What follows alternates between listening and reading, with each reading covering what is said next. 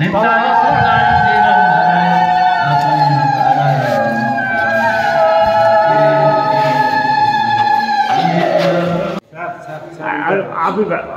दिगंबराय आप ही सिलेक्ट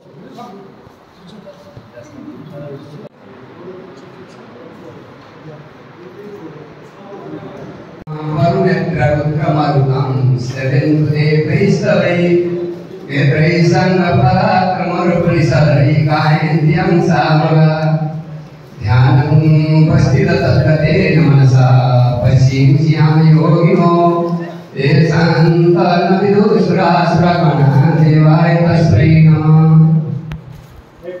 मुखं करोति वातलं पंगुलं गायत्रे गिरिं यत्कृपातमः वन्दे परमानन्दमाधवम्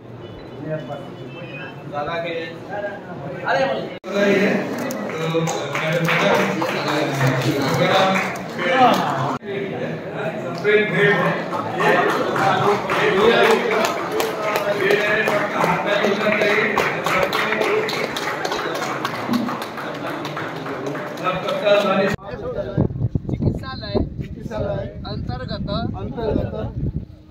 सर्व फल लाभ कामना निमित्तक त्रिपुरा शांति निकेतन महाविद्यालय सुचारू আমি প্রত্যেকের কাছে আহ্বান করব আপনারা এখানে অংশীদারি হন। আমি প্রথম কালকে বলেছি যিনি ইনভেস্ট করবেন তিনি প্রফিট নেবেন, যিনি শ্রম দেবেন তিনি শ্রমের মূল্য নেবেন, যিনি অংশগ্রহণ করবেন তিনি নিজেকে ফ্লোরিশ করবেন, স্টেটকে ফ্লোরিশ করবেন এবং সমাজকে ফ্লোরিশ করবেন। তাই অংশীদার 3 পর্যায়ে হয়ে যায়। আমি স্কিল দিয়ে অংশীদার হব, আমি তার পারিশ্রমিক নেব, আমি ইনভেস্ট করবো, আমি প্রফিট নেব। কিন্তু আমি এর মধ্যে অংশীদারি হব অনেক টাইপ রয়েছে। যেমন এখানে যারা এসেছেন কিছু দিকার অংশীদারি দেন। গঙ্গারাম হসপিটাল আমরা আছি, এইটাতে হসপিটালে দাঁড়িয়ে যাবে। শুধু গঙ্গারাম হসপিটালের ব্যান্ড আছে, বাতাস বাবুর ব্যান্ড আছে, এটা দাঁড়িয়ে যাবে। যে সমস্ত ব্যক্তিত্বগণ এসছেন, ওই যে ডাক্তারবাবু বললেন আমি মাসে একদিন আসবো, ওই ব্যান্ডে এটা দাঁড়িয়ে যাবে। তাহলে ব্যান্ড ভ্যালু আপনি এখানে এস্টাবলিশ করুন আপনার নিজের জন্য, দেশের জন্য, জাতির জন্য। ভালো কাজে ব্যান্ড ভ্যালু আমরা এখানে ইনভেস্ট করছি। আমার ছেলে মেয়েদের এখন প্রচন্ড অপমান করলাম, আমার নিজের ছেলেকে ঘাট ধরে বার করে দিলাম, তোকে থাকতে হবে। সঙ্গে সঙ্গে রাগ করছিল, চলে গেল, আমি জামা প্যান্ট পরে আসি। বাবা আমার বক্তব্য একটাই, অতিথি নারায়ণ এসছে, আমরা সেবা করবো। সনাতনী কোথায়? কেন আমাকে এসে ওভাল করাতে হবে? কেন আমাকে রুম চয়েস করতে হবে? সাথে কোথায় হলো? কেন অনুষ্ঠানে যেতে হবে? আমি আমি তো বড় জায়গাটা ভাবছি, আমার ছেলেটা ভাববে না কেন? আমার এই ছেলেটা ভাববে না কেন? যাদের আমি পড়াশোনা করাইছি এখানে, তাদের এখানে জবে দিয়েছি, কেন এই ভাবনাটা আমাকে ভাবতে হবে? আমাকে বলছেন একটা, আপনি কালকে দেখে যেতে পারতেন। আমি তাহলে আমার ছেলেকে ভরসা করবো না? সে যোগ্যভাবে তৈরি হল না কেন? কেন এটা করতে পারলো না? এখন উদাসীন কেন? আজকে উদাসীনতার জন্য এই ত্রিপুরা বা বাংলায় কি নাই? আমি প্রথম বলি জমি, ভারতবর্ষে এত কম দামে জমি খুব কম জায়গায় আছে। দ্বিতীয় আসি এখানকার কারেন্টের ব্যবস্থা খুব ভালো, বিদ্যুতের ব্যবস্থা ভালো, যোগাযোগ ব্যবস্থা 15 কিলোমিটারের মধ্যে এয়ারপোর্ট, যেটা ন্যাশনাল ছিল ইন্টারন্যাশনাল হচ্ছে, রেলপথ হয়েছে, সড়ক থেকে সব জায়গাটার সঙ্গে যুক্ত হচ্ছে। 4G ছিল, 5G হচ্ছে, মাটি ভালো, জল ভালো, জলবায়ু বাস করার উপযোগী, শিল্প করার উপযোগী।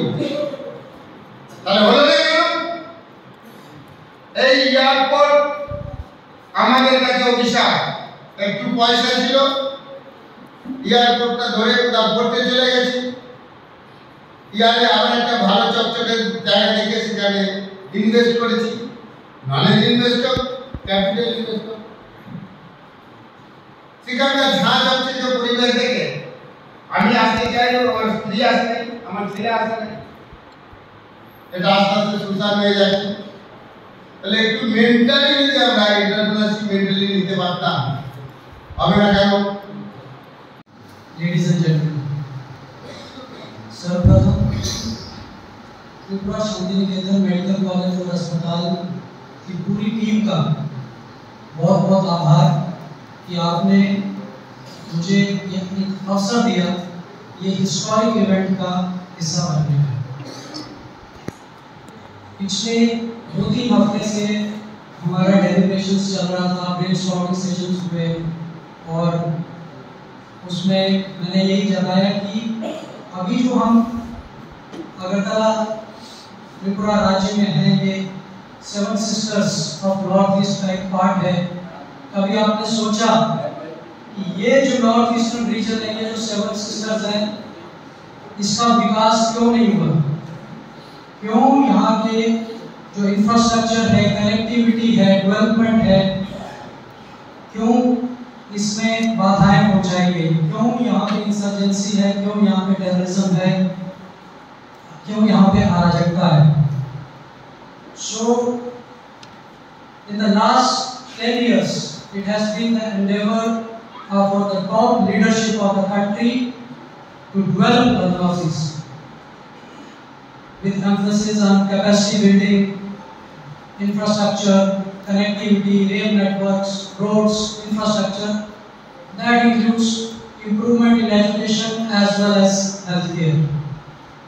तो पंक्ति में जो आखिरी व्यक्ति है उस तक शिक्षा और चिकित्सा पहुंचे, इसकी ओर प्रयास किए गए और ये अप्रोच जो है टॉप डाउन रही, पॉलिटिकल लीडरशिप का इसमें डायरेक्शन रहा और इसी रास्ते पे चलते हुए जो भी मैनेजमेंट है त्रिपुरा शांति निकेतन मेडिकल कॉलेज और हॉस्पिटल प्रपोज, जिसकी under the dynamic leadership of mister Malayak Pit,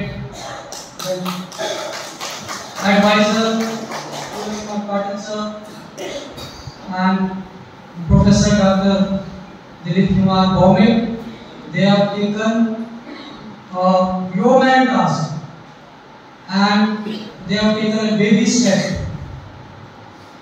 in the right direction, and it is a long, tedious journey involving financial management, manpower management, clearances from the government departments, various inspections, NMC inspections, NABH, NABL accreditation.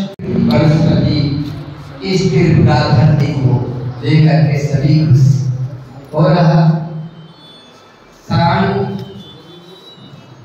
रात चांदनी दिखाई दे रहा, दिन का भी सूर्य का प्रकाश से रात नहीं हो रहा। ऐसे महान दिन का भीष्म अंडमान निकोबार से आए हुए स्वामी जी महाराज का चरणों नमन वंदना करते हुए उनका साथ उनके आए शिष्य हाथों में सबसे बड़ी चीज भगवान नारायण शालिग्राम, जिसको एक कहावत है, एक संस्कृत में बड़े श्लोक है, आप सभी विराजमान हो जाएंगे। बैठिए। हे सर्वेश्वर हे दया निधिपते, हे शालग्राम प्रभु, हे मुक्तेश्वर हे हिमालय निधि, श्री गंडकी भूषण, विश्व पंडित है नेपाल धरणी धारा का रूपा है नित्यं पाहि प्रभो तुम्हें शरणं श्री गंडकी नंदना। ऐसे शिला शालिग्राम भगवान साक्षात इस धरती में लेकर सामने रखते हुए और